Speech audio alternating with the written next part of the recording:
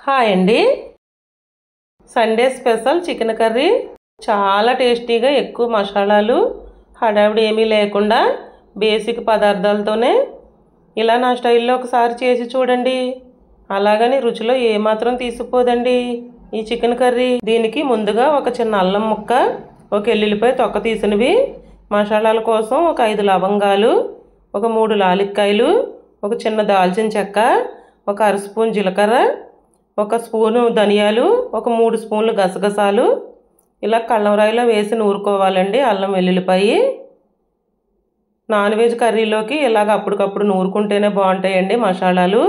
నేను మిక్సీ ఉన్నా కానీ మిక్సీ మసాలాలకు ఎప్పుడు ఉపయోగించనండి, ఎప్పుడు ఇదే విధంగా నూరుతాను. ఇది అల్లం వెల్లుల్లిపాయ పేస్ట్ తీసేసుకున్న తర్వాత అదే కళ్ళంరాయిలో మసాలాలు వేసుకుందామండి.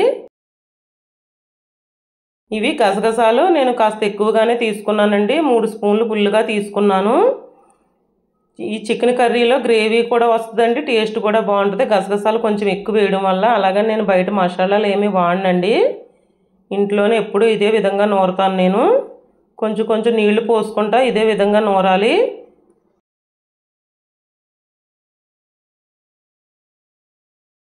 చూసారా నలిగిపోయింది, తీసేసుకుందాము. అదే కళ్ళంరాయిలో కొంచెం నీళ్లు పోసి ఆ వాటర్ కూడా తీసుకుందాము.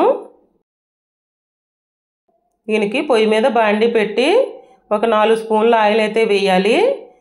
మీడియం సైజు 3 ఉల్లిపాయలు సన్నగా తరిగినవి, ఒక 5 పచ్చిమిర్చి వేసి మంట సిమ్లో పెట్టి వేయించుకోవాలండి. ఉల్లిపాయలు బాగానే గరిటతో కలుపుతాని, ఇవి అసలు పచ్చివాసన వస్తాయండి, బాగా వేగాలి ఆనియన్స్, లేకపోతే కర్రీ తీపి వచ్చేస్తుంది. ఈ విధంగా బాగా ఆనియన్ మగ్గిన తర్వాత చికెన్ని ఒక 5-6 సార్లు కడిగేసి నేను ముందుగానే పక్కన పెట్టానండి. నీళ్లు వాడదీవేసి ఆ ఆనియన్లో వేసేద్దాము. ఈ చికెను 1/2 కిలో చికెన్కి ఒక మీడియం సైజు 3 ఆనియన్స్ అయితే సరిపోతాయి. మరీ ఆనియన్స్ ఎక్కువైపోయినా కర్రీ తీపి వచ్చేస్తుందండి. ఈ విధంగా బాగా కలిపిన తర్వాత ఒకసారి చికెన్ వేసి బాగా కలిపిన తర్వాత అల్లం వెల్లుల్లిపాయ పేస్ట్ వేయాలి మనం నూరుకున్నది. ఒక అర స్పూన్ పసుపు అయితే వేయాలి. పసుపు కూడా వేసిన తర్వాత గరిటతో ఒకసారి కలిపిన తర్వాత టమాటాలు వేయాలండి. 2 బాగా పండినవి కాకుండా బాగా పచ్చివి కాకుండా కొంచెం దోరగా ఉన్నాయి వేయాలండి. టమాటాలు మరీ పండు వేసిన కూర తీపిగా వచ్చేస్తుంది. టమాటాలు కూడా వేసిన తర్వాత ఒకసారి కలిపేసి మంట సిమ్లో పెట్టి మూత పెట్టాలండి. మధ్య మధ్యలో మనం మూత తీసి చూసుకుంటా కొంచెం బాగా మగ్గిన తర్వాత ఒకసారి ఇలా కలపాలి. కలిపిన తర్వాత మనం మసాలా నూరుకున్నాం కదండి, ఆ మసాలా వేసేయాలి. మొత్తం మసాలా వేసి ఒకసారి కలిపిన తర్వాత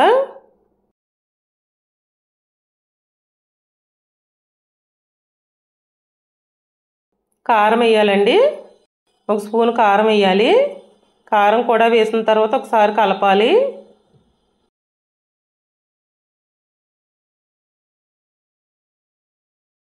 కలిపిన తర్వాత అందులోనే వాటర్ వేయాలండి. 1 కప్పు నిండా వాటర్ వేయాలి. మనం మసాలా నూరుకున్నాం కదా, అదే కప్పుతో 1 కప్పు నిండా వాటర్ వేయాలి.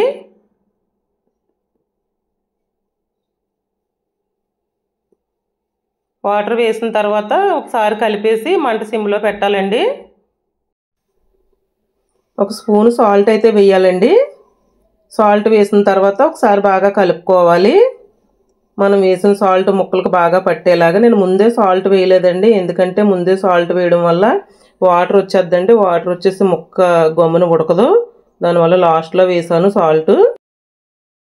చూసారా మగ్గిపోయింది ఎంత ఈజీగానో.